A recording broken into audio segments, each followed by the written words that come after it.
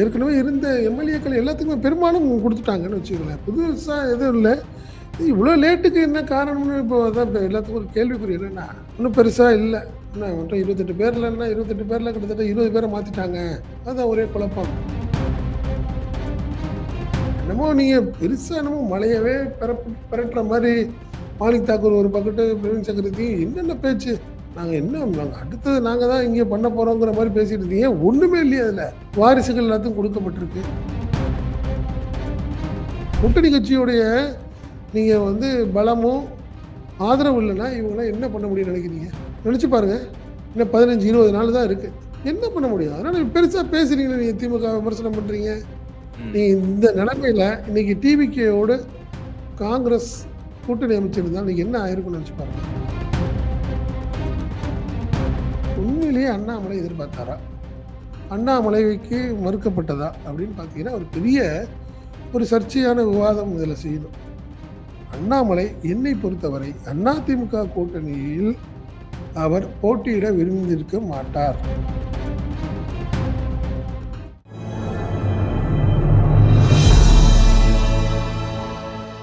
Tamil news நேயர்களுக்கு வணக்கம். இன்றைய நேர்காணலில் நம்மோடு இருந்திருப்பவர் தமிழ் நியூஸோட ஆசிரியர் மற்றும் பத்திரிகையாளர் திரு செந்தில் சார். சார் வணக்கம். வணக்கம் வைக்கம். வணக்கம். இரு தேசிய கட்சிகள் மட்டும்தான் வேட்பாளர்கள் பட்டியலை வந்து வெளியிடாம இருக்கிறாங்க அப்படின்னு எல்லாரும் விமர்சனம் வச்சுட்டு இருந்தாங்க.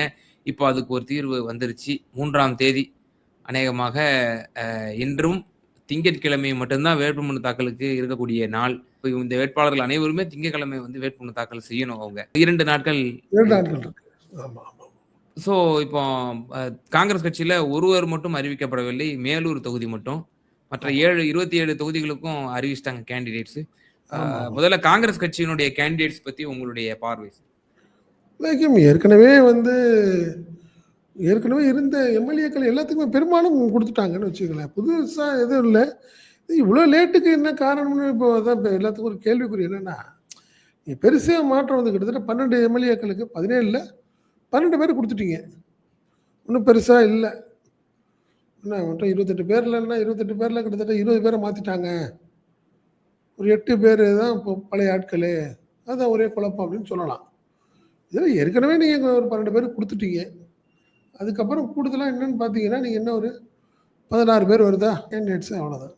மாற்றம் இல்லை. நீங்கள் அதனால காலதாமதம் அதுதான் தேவையில்லாத குழப்பம்.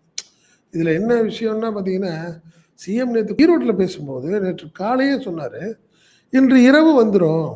ஏன்னா ஈரோடு கிழக்கு வந்து காங்கிரஸ் வேட்பாளர் காங்கிரஸுக்கு ஒதுக்கப்பட்டிருந்துச்சு. ஈரோட்டில் பிரச்சாரம் பண்ணும்போது ஈரோடு கிழக்கு அருமை நண்பர் ராகுல் காந்தி அறிவிக்கும் அப்படின்னு சொல்லி முடிச்சிட்டாருன்னு வச்சுங்களேன். பட் இன்று இரவு வந்துடும் அப்படின்னாரு. பட் வரல. இன்னைக்கு மதியானம் தான் வந்திருக்கு. அதாவது சிஎம் சொல்லி அடுத்த நாள் மதியம் தான் நடந்திருக்கு. சிஎம் ஏமாத்துறாங்க காங்கிரஸ்காரங்கன்னு பெரிய ஒரு கொடுமையா இருக்குது. நீங்க அட்லீஸ்ட் அகில இந்திய தலைமை சிஎம்டியாவது இல்லைங்க நாளைக்கு சாயங்காலம் ஆயிடும் அப்படின்னு சிஎம் என்ன சொல்லுவார், நாளை மாலை அப்படின்னு சொல்லியிருப்பார் நேற்று. பட் அவர்கிட்டையும் ஒரு தகவலை சொல்லிட்டு பட் இன்னைக்கு மாலையில் தான் இன்னைக்கு மதியானம் தான் வந்திருக்குன்னு வச்சுக்கோங்க. கிட்டத்தட்ட ஒரு 4 மணிக்கு தான் வந்திருக்கு அப்படி வச்சுக்கலாமா? 4 மணிக்கு தான் வந்தது லிஸ்ட்டு வச்சுக்கலாம். பட் இந்த லிஸ்ட்லலாம் பார்த்தீங்கன்னா ஐக்கியம் இதில் பெரிய மாற்றம்லாம் இல்லை. ஆனாலும் பார்த்தீங்கன்னா சில மேஜிக்கும் நடந்திருக்கு. காங்கிரஸ்ல சேர்ந்து கிட்டத்தட்ட 2-3 நாட்கள்ல ஒருத்தர் மணி அவர்களுடைய மகன் வந்து லைக்கா நகரத்துல போட்டியிட வாய்ப்பு கிடைச்சிருக்கு.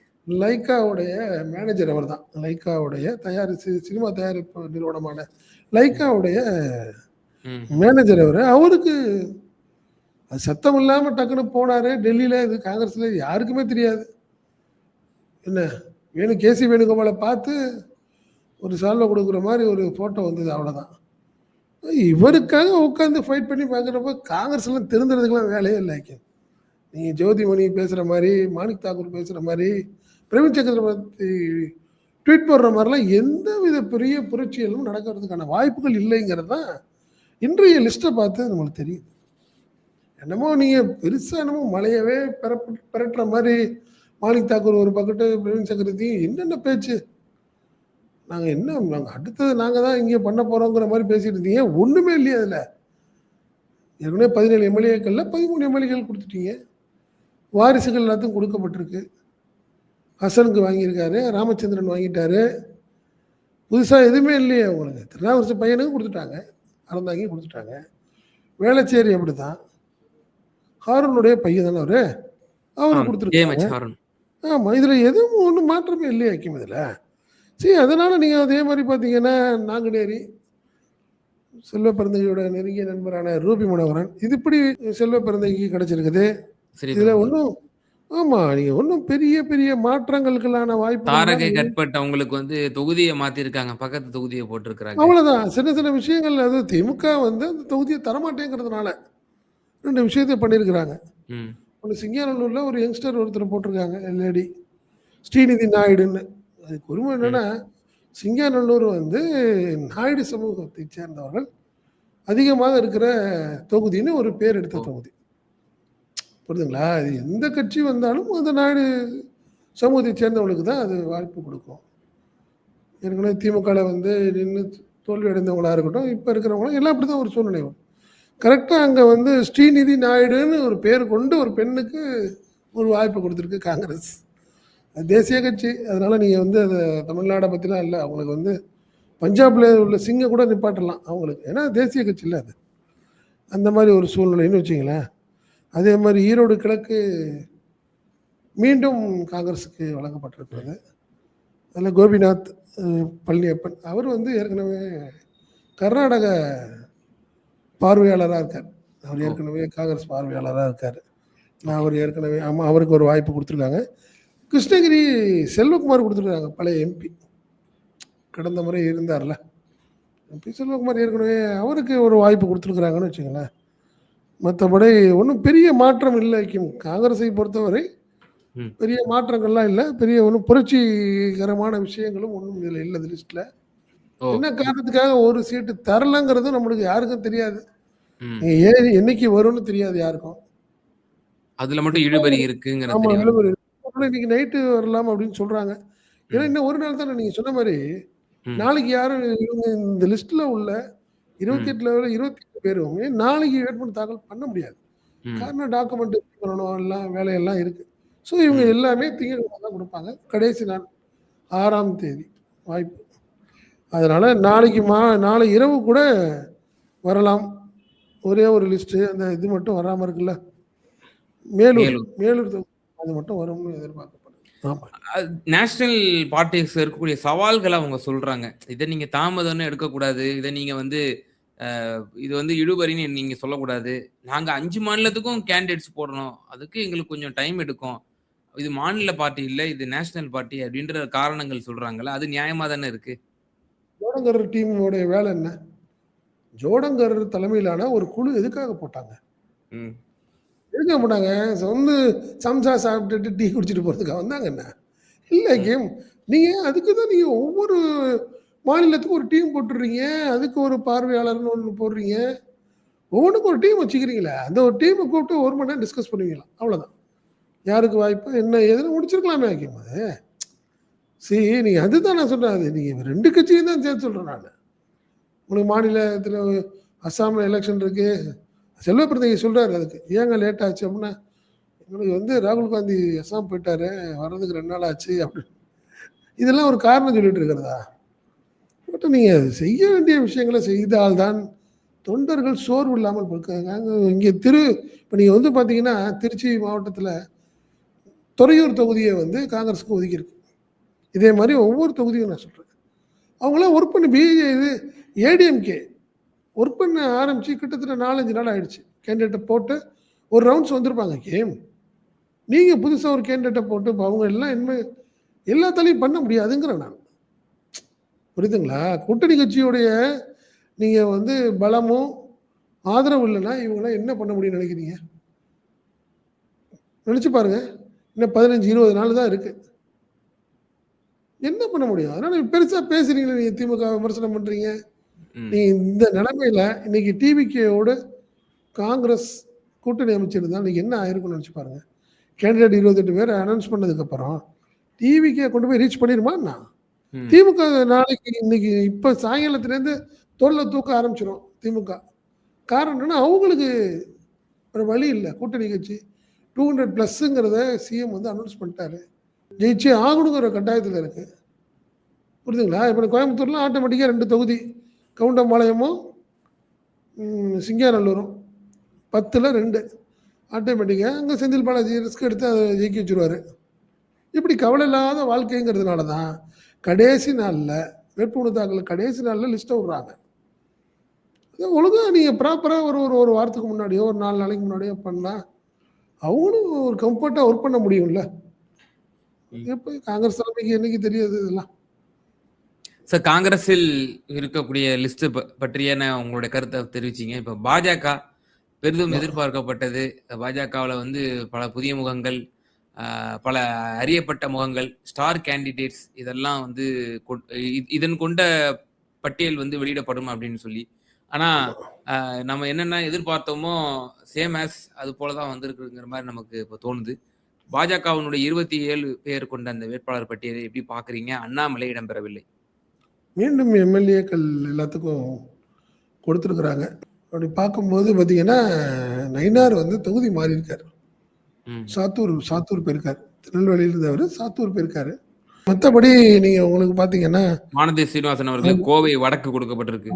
மொடக்குறிச்சி தரல. மொடக்குறிச்சி கேண்டிடேட் மாத்திருக்கிறாங்க. மொடக்குறிச்சிக்கு வந்து அவருடைய மருமகளுக்கு மருமகளுக்கு வழங்கப்பட்டிருக்கு. கொடுத்துருக்காங்க. உறவினருக்கு கொடுத்துருக்காங்கன்னு வச்சுக்கோங்க.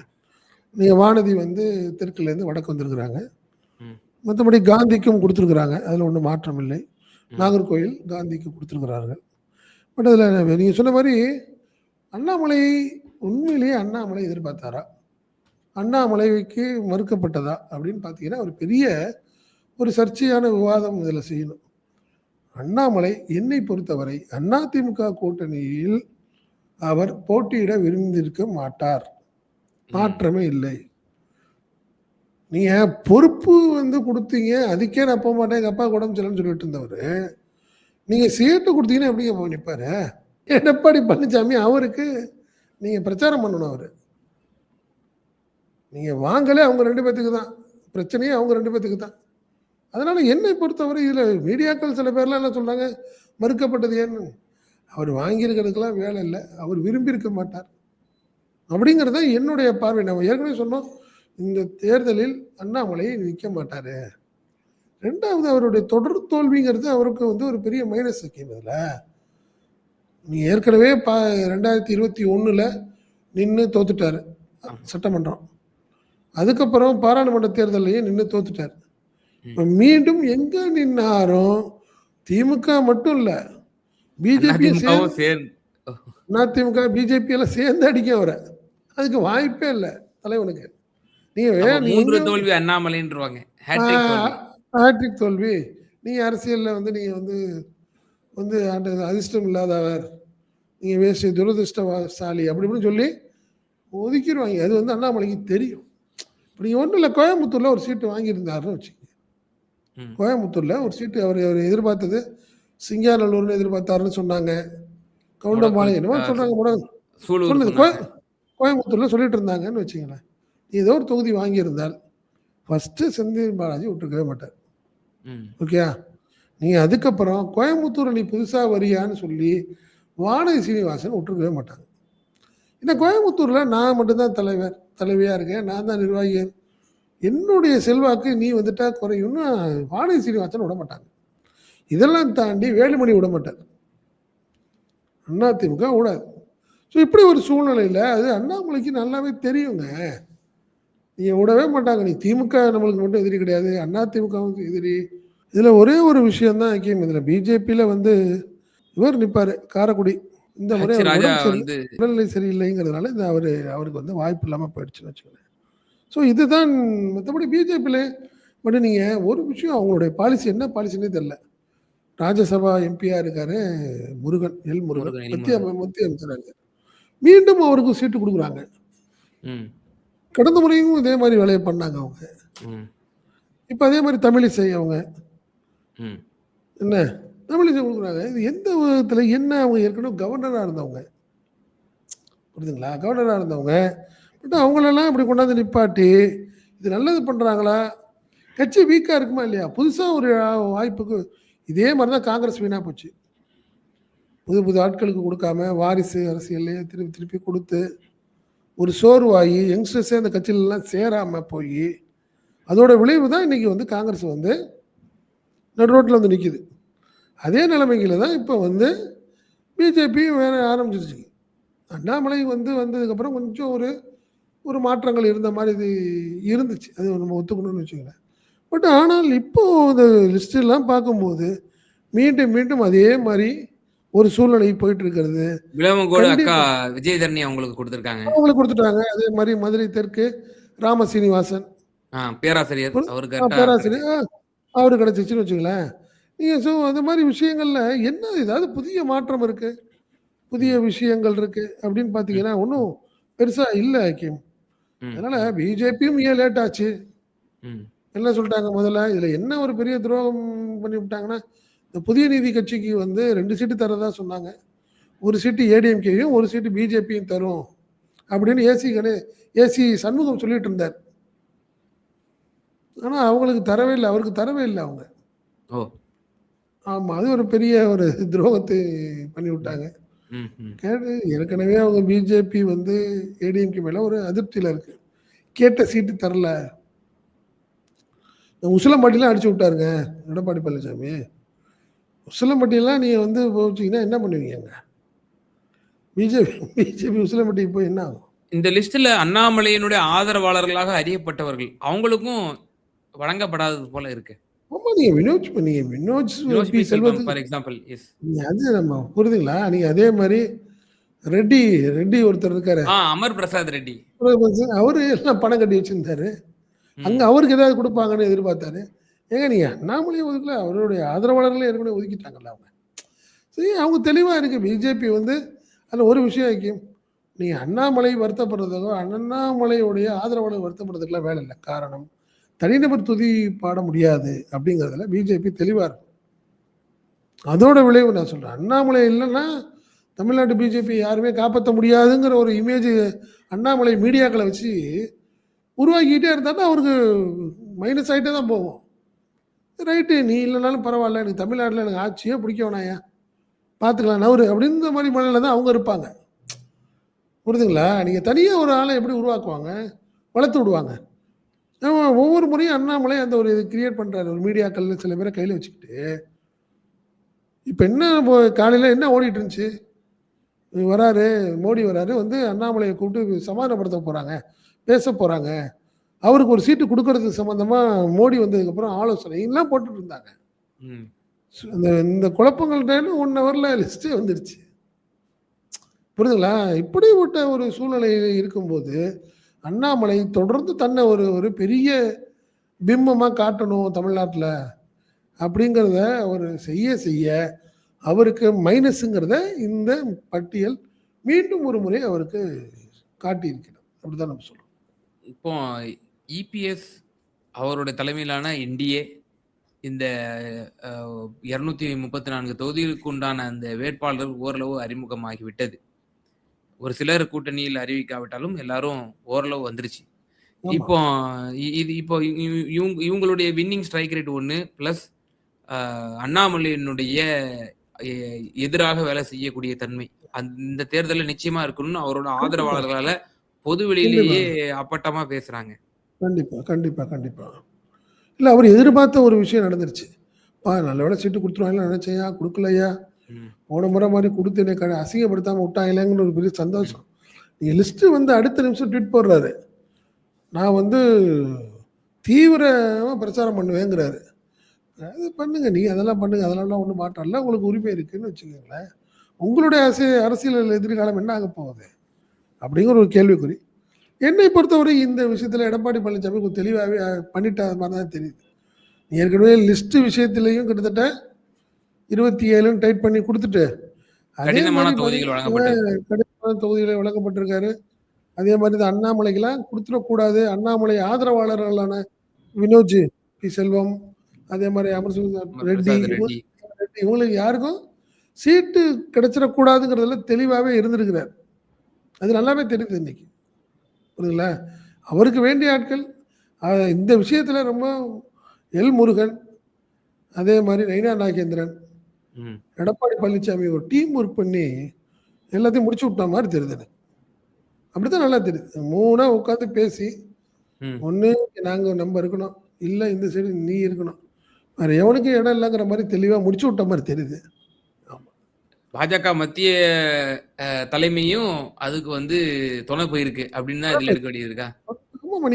அதுதான் சொல்றேன். நீங்க அடுத்தடுத்த விஷயங்கள்ல நீங்க அண்ணாமலை பத்தி இங்க இருக்கிற மீடியாக்கள் வேணா பெரிய பூஸ்ட் அப் பண்ணிட்டே இருக்கலாம். ஆனால் அகில இந்திய தலைமைக்கு அண்ணாமலை மேல நல்ல ஒரு ரிகார்டு இருக்கிற மாரி தெரியல.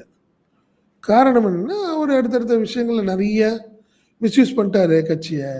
கட்சி பேர மாநில தலைவரா இருக்கும்போது பல விஷயங்கள் பண்ணிட்டாருங்கிற மாரியே ரிப்போர்ட் வந்து இவரு அமித்ஷா அண்ட் மோடி 2 பேருக்குமே அது ஒரு பிடித்தம் இல்லை அப்படின்னு தான் நான் பார்க்குறேன். இல்லன்னா கண்டிப்பா இந்த தடவ சீட்டு குடுத்துருப்பாங்கல்ல ஹக்கீம். அவர் கேட்ட இடத்துல குடுங்கன்னு சொல்லியிருக்கலாம்ல. வாண்டடா தானே பண்றாங்க. ஒரு பல்லடம் கேட்கிறாரு, கோயம்புத்தூர் கேட்கிறாரு. எதுவுமே கட் பண்றாங்கல்ல. கட் பண்ணி தூக்கி போட்டாங்க. ஓகே. நீங்க அவர் 3 சீட்டு கேட்டாரு கோயம்புத்தூர்ல. இந்த ரேஷியோல பார்த்தா எங்களுக்கு 3 சீட்டு குடுத்துருக்கணும்னு கேட்டாரு. ம், ம். 2 சீட்டா குடுத்து ஒரே ஒரு சீட்டு தானே குடுத்துருக்காங்க கோயம்புத்தூர்ல. அதுவும் வானதிக்காங்க. அவங்க வந்து அ எஸ்பி வேலுமணிக்கும் ரொம்ப இபிஎஸ்க்கும் பகைத்துக் கொள்ளாம, அவங்க சொல்றதுக்கு இணங்க போகக்கூடியதுனால ஒரு வெற்றி நூறு வாய்ப்பு இருக்கக்கூடிய 100% தொகுதியா இருக்கு குடுக்குறாங்க. உண்மைதான். பட் ஆனா அதுலயுமே 100% இப்ப செந்தில் பாலாஜி அவர்கள் மாற்றப்பட்டதிலிருந்து அவங்களுமே பக்கத்துல தூக்கத்த தொலைச்சிருக்கலாம். அந்த வைப்ரேஷன் இருக்கும்ல. செந்தில் பாலாஜி ம், சவுத் வந்ததுக்கப்புறம் நார்த்லயும் அந்த வைப்ரேஷன் இருக்கும்ல. ம், ம், ம். அவங்களுக்கும் ஒரு சங்கடம் தானே. கஷ்டம் தான். எனக்கு இறுதியான ஒரு கேள்வி. இப்போ இது தோல்வி பெறக்கூடிய அணி, தொடர் தோல்வியில பிஜேபி, அதிமுக அணி. இது தொடர் ம். வெற்றி பெற்றிருக்கக்கூடிய அணி. இங்க 28 காங்கிரஸ்ல, இங்க 27 பிஜேபி. இவங்களுடைய ஆமா. 2 கட்சிகளுடைய வின்னிங் ஸ்ட்ரைக் ரேட்ட எப்படி பார்க்குறீங்க? இங்க 27ல எவ்வளோ ஜெயிக்க வாய்ப்பு இருக்கு? காங்கிரஸ் 28ல எவ்வளோ ஜெயிக்க வாய்ப்பு இருக்கு? இல்ல இந்த முறை காங்கிரஸ், திமுக வந்து கொஞ்சம் நல்லாவே வெற்றி பெறும் அப்படிங்கிறது தான் என்னுடைய பார்வை. காரணம் என்னன்னா, கொஞ்சம் வீக்காவே இருக்கு அதிமுக, பாஜக கூட்டணி. பட் அதே மாரி பார்த்தீங்கன்னா, எதிர்ப்பு வாக்குகளை பிரியறது தான். நம்ம ஏற்கனவே சொன்னது தான். டிவிகே பிரிக்குது. ஆனா ஏடிஎம்கே தனியா பிரிக்குது. அதுல இன்னொரு விஷயம் நாம் தமிழர். அவர் வந்து ஒரு கணிசமான வாக்குகளை பிரிக்கிறார். இது வந்து திமுகவுக்கு ஒரு ப்ளஸ்ஸா தான் இருக்கும். அப்படிங்கிறது. ஆனா ஒரு மைனஸும் இருக்கு இதுல. நீங்க திமுக, காங்கிரஸ் கூட்டணி விஷயங்கள்ல பெரிய ஒரு உரசல் இருந்து பேட்ச் ஒர்க் பண்ணியிருக்கிறாங்க. அது எந்த அளவுக்கு ஒர்க் அவுட் ஆகும்னு தெரியல. குறிப்பா பார்த்தீங்கன்னா, பிரச்சாரம் சிஎம் ஆரம்பிச்சுட்டாரு. ராகுல் காந்தியும், சிஎம்மும் சேர்ந்து பிரச்சாரம் பண்ணணும் அப்படின்னு ஒரு விருப்பத்த எல்லாத்தையும் பார்ப்பாங்க. நீங்க அதெல்லாம் இல்ல, தனித்தனியா பண்றாங்க, டைம் இல்ல அப்படி இப்படின்னு நீங்க எவ்வளோ சாக்கு போக்கு சொன்னீங்கனாலும் கூட, அதெல்லாம் கூட காங்கிரஸுக்கு மைனஸா இருக்கும். திமுகவுக்கு இருக்க ஒண்ணும் வாய்ப்பில்ல. ம், ம். காங்கிரஸுக்கு மைனஸ் ஆயிடும். நீங்க சிஎம் இறங்கி ஒர்க் பண்ணாது தானங்க காங்கிரஸுக்கு பூஸ்டப் திமுககாரங்க இறங்கி ஒர்க் பண்ணுவாங்க. நீங்க ராகுல் காந்தி தனியா அவர் ஒரு இடத்துல 4 இடத்துல போயிட்டு அவர் கூட போயிட்டாருன்னா, சரியா இருக்காது காங்கிரஸுக்கு. அதனால இந்த விஷயத்திலே அகில இந்திய காங்கிரஸ் தலைமை ஒரு முடிவெடுத்து, ஒரு பேட்ச் ஒர்க் பண்ணி, கோஆர்டினேட் பண்ணி, இந்த கிடைக்கிற ஒரு 15 நாளை இறங்கி ஒர்க் பண்ணா தான் நல்லாருக்கும். என்ன செய்ய போறாங்கன்னு தெரியல. ஏன்னா என்ன சொன்னாரு, பிரியங்கா வர்றாங்க, கார்கே வராங்கன்னு. கார்கே வரதெல்லாம் ஒண்ணும் எடுபட போறதில்ல. நீங்க பிரியங்கா அண்ட் ராகுல் காந்தி வந்து கண்டிப்பா டூர் பண்ணணும். அதே மாரி இந்த ஜோதிமணி மாரி ஆட்கள்லாம் பட்டும் படாம ஏற்கனவே எனக்கு பேசிட்டு இருந்தாங்க. காங்கிரஸை யாரும் காப்பாத்த முடியாதுன்னு. அவங்கலாம் என்ன பண்ண போறாங்க? கோஆர்டினேட் பண்ணி ஒர்க் பண்ண போறாங்களான்னு தெரியல. மாணிக் தாக்கூர் இந்த மாரி விஷயங்கள்லாம் இருக்குது. இதெல்லாம் ஷார்ட் அவுட் பண்ணிருவாங்கன்னு நம்புறோம். பார்ப்போம் என்ன செய்றாங்கன்னு பார்ப்போம். பிஜேபி கடந்த முறை 4 மாரி இப்ப இந்த தடவ கூடுமா, குறையும்னு நினைக்கிறீங்களா சார்? இல்ல என்னை பொறுத்தவரை அந்த ஏற்கனவே ஜெயிச்சவங்க ஜெயிக்கிறதுக்கு வாய்ப்பு இல்லன்னு நான் நினைக்கிறேன். ஓ! வானதி மற்றும் ஆமா காந்தி, காந்தி, வானதி, நயினார் இல்ல நாகேந்திரன். நயினார் நாகேந்திரன். வாய்ப்புகள் குறைவா தான் நான் பார்க்குறேன் ஹக்கீம். ஆமா, அதுல தான் மாற்றம் இல்ல. ஏன்னா வானதியுடைய தோல்விங்கிறது கண்ணுக்கு எட்டி தூரத்துல இருக்கிற மாரி எனக்கு தெரியுது. ம். கோவை இதுல பொன் வடக்கு ராதாகிருஷ்ணனுக்குலாம் நாகர்கோவில்ல குடுப்பாங்க. அவரு வந்து அதுதான் சொல்றேன். தோல்வி அடைஞ்சு அவருக்கு வந்து சிம்பத்தி வேவ்லாம் உண்டாயிடுச்சு. நாகர்கோவில், கன்னியாகுமரிலலாம் அப்படிலாம் சொன்னாங்க. அதுதான் சொல்றேன். ஒரு மீடியா டீம் ஒரு நல்ல பெரிய லெவல்ல ஒர்க் பண்ணுவாங்க. பட் அதெல்லாம் தாண்டி இவரு அண்ணாமலை அவரு அவரு அவரு ஒர்க் பண்ணி பார்ப்பார் கண்டிப்பா. நயினார் நாகேந்திரன், வானதி சீனிவாசன் எல்லாம் எப்படியாவது தோற்கடிக்கணும்னு அந்த டீம் மறைமுகமா வேலை பார்த்துட்டு இருக்கும். நம்ம எந்த அளவுக்கு பண்றோமோ அவங்க பண்ணுவாங்க. ஏன்னா அவருக்கு சீட் இல்லாம அவங்க பண்ணாங்கல்ல. அது அவருக்கு தெரியும்ல. ஸோ ம். அதனால உள்குத்துங்கிறது ஒரு பெரிய லெவல்ல பிஜேபி, ஏடிஎம்கே கூட்டணிக்கு ஒரு பெரிய பாதிப்பை ஏற்படுத்தும்ங்கிறது தான் என்னுடைய பார்வை. நிச்சயமா சார். காங்கிரஸ் மற்றும் பிஜேபியினுடைய வேட்பாளர்கள் பட்டியலினுடைய உங்களுடைய முழு அனாலிசிஸ எங்க நேயர்களுக்கு ரொம்ப தெளிவா பகிர்ந்தீங்க. ரொம்ப நன்றி. நன்றி. நன்றி.